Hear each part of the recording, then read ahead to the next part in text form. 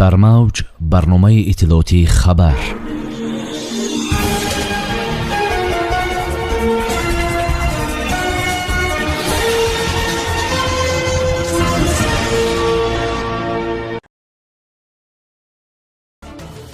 иловаи 34 миллиони дигар пули фонди захираи президенти мамлакат дар соли нав маълум шуд.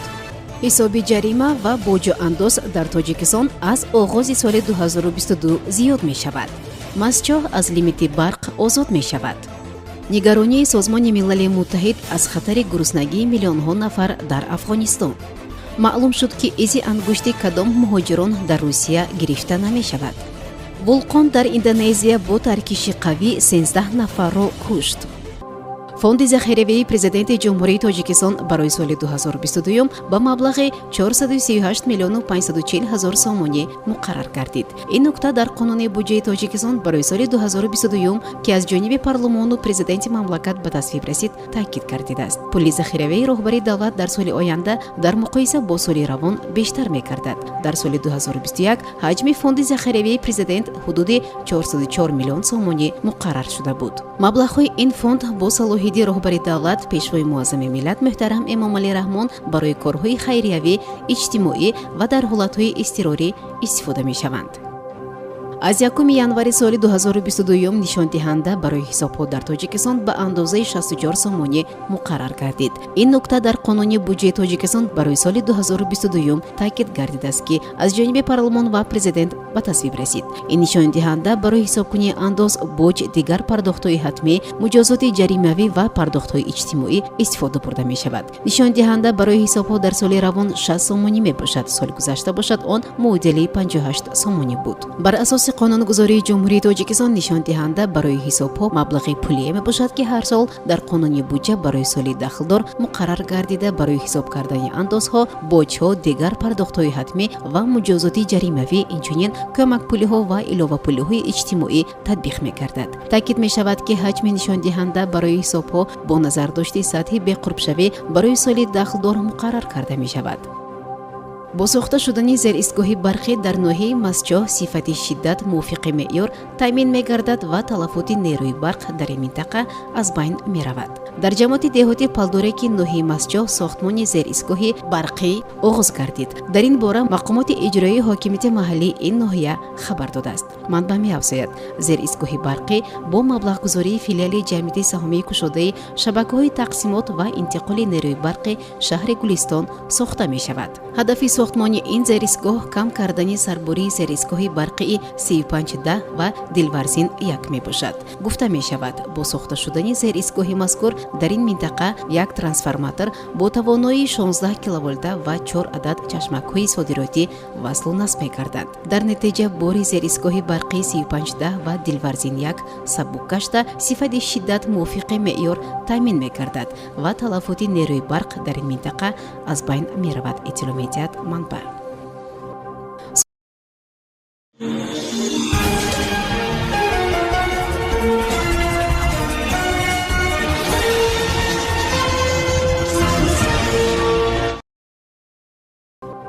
созмони милали муттаҳид эълом кард 23 миллион нафар дар афғонистон бо хатари гуруснагӣ ва фақри шадид мувоҷеҳ ҳастанд.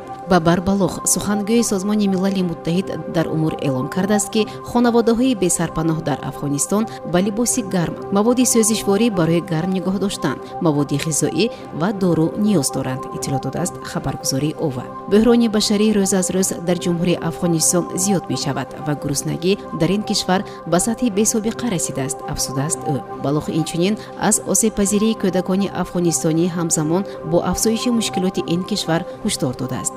ӯ мегӯяд ки 1 миллион кӯдак дар афғонистон бо хатари марг рӯбарӯ ҳастанд. дар федератсияи Русия бархе аз тоифаҳои муҳоҷирон аз гирифтани изи ангушт ва аксбардории ҳатмӣ озод хоҳанд шуд. дар ин бора ТАСС бо такя ба вазорати корҳои дохилии Федератсияи Русия менависад. ҳамин тариқ шаҳрвандони Беларус ва хориҷиёни то 6 сола аз ин тартиб озоданд. илова бар ин дипломатҳо, кормандон ва ҳайати маъмурию техникии атешаҳои низомӣ, намояндагиҳои тиҷоратӣ ва дигар мақомоти давлатии кишварҳо аз гирифтани изи ангушт ва аксбардорӣ озод карда карда мешаванд. Ҳамчунин изи ангушти пайвандони онҳо низ гирифта намешавад. маълумоти дахлдор дар лоиҳаи фармони вазорати корҳои дохилии Федератсияи Русия оварда шудааст. ёдовар мешавем ки дар Русия аз 29 декабри соли ҷорӣ муҳоҷирони корӣ ва шаҳрвандони кишварҳои дигар ки ба муддати беш аз 90 рӯз вориди ин кишвар мешаванд бояд ҳатман изи ангушт ва аксбардорӣ гузаранд. пас аз он ба хориҷиён ҳуҷҷате дода мешавад ки метавонад дар шакли корти пластикӣ бо чипи электронӣ таҳия карда шавад. сокинони зиёд ба хотири наҷот додани ҷони худ манзилҳои худро партофта рӯ ба гурез ниҳуданд. шумори қурбониёни оташфишонии вулқони Семеру дар шарқи Яваи Индонезия ба 13 нафар расид, хабар медиҳад Антара. манбаъ аз ҷароҳатдор шудани беш аз 100 нафар хабар дод. гуфта мешавад ба захмбардоштаҳо ёрии фаврии тиббӣ расонида шуд. қаблан дар бораи як кушта ва 41 осебдида аз ин офати табиӣ гузориш дода шуда буд. сардори наҷотбахшони Индонезия ба хабарнигорон гуфт ки аз замони оташфишонии вулқон 902 сокини маҳаллӣ аз манотиқи хавф кӯчонида шуданд.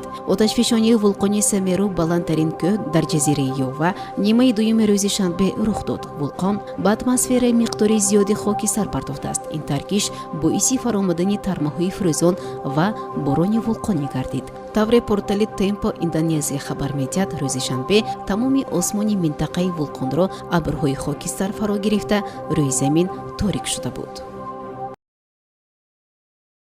барномаи иттилоотии хабар аз рӯйдодҳои Тоҷикистон, минтақа ва ҷаҳон огоҳ бош.